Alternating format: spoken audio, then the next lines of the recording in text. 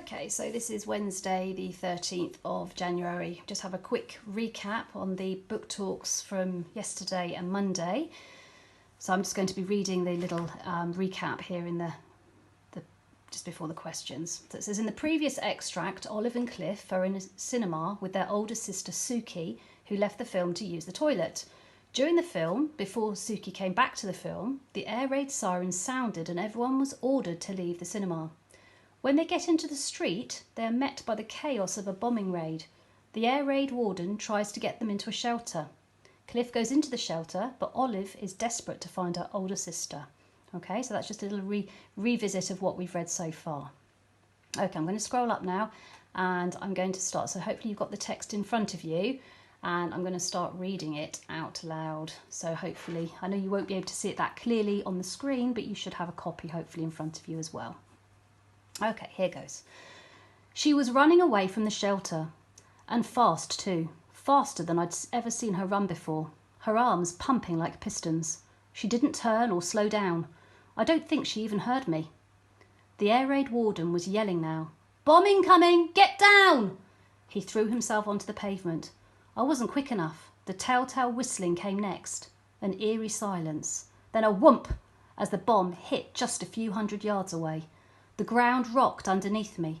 Air was sucked from my chest, making me gasp and stagger backwards, though somehow I stayed on my feet.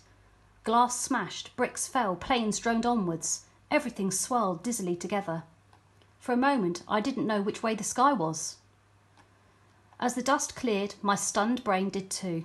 20 yards or so ahead was my sister. She was limping slightly, with one of her shoes missing, but still rapidly disappearing down the street. "Suki!" I cried again in frustration. "Wait, we're here!" She was searching for us, I was certain, and knowing her, she wouldn't think to keep herself safe. She'd stay out here, not giving up until she found us. This was what terrified me. Cliff would be all right in the shelter. Okay, so we're going to read the questions now. So here we go. Questions 1. Hopefully you've got them in front of you. The telltale whistling came next. An eerie silence. Explain why the author has used ellipsis. So we've got a little reminder of what those ellipses are, those three dots, one after the other, to punctuate this extract in this way. Okay, so the telltale whistling came next, an eerie silence. Explain why they have used the ellipsis like that. Okay, so let's go back and find it in the text. That's what I always suggest you do. So here we go, we've got it here in this paragraph here. Have a little look at what happens and then what happens next. So think about what technique the author is using to try and create with that punctuation, okay, that atmosphere. Okay, question 2. Glass smashed, bricks fell, planes droned onwards. So why do you think the author has used a list of short statements in this sentence? Okay, so you've got short statements. Glass smashed, bricks fell, planes droned onwards. Why do you think the author has used a list of short statements in this sentence? So if we go back to where that is in the text to help us, we might get a little bit of a clue. Okay, so we've got to look at those 3 short statements together.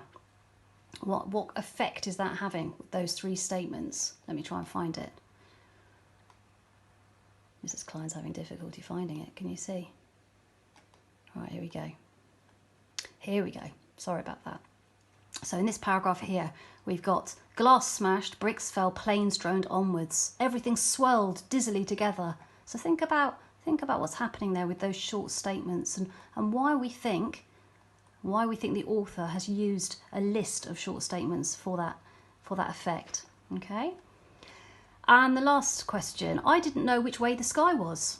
Okay, what does this extract tell you about the effect of what has happened to Olive? So we're thinking about the character of Olive.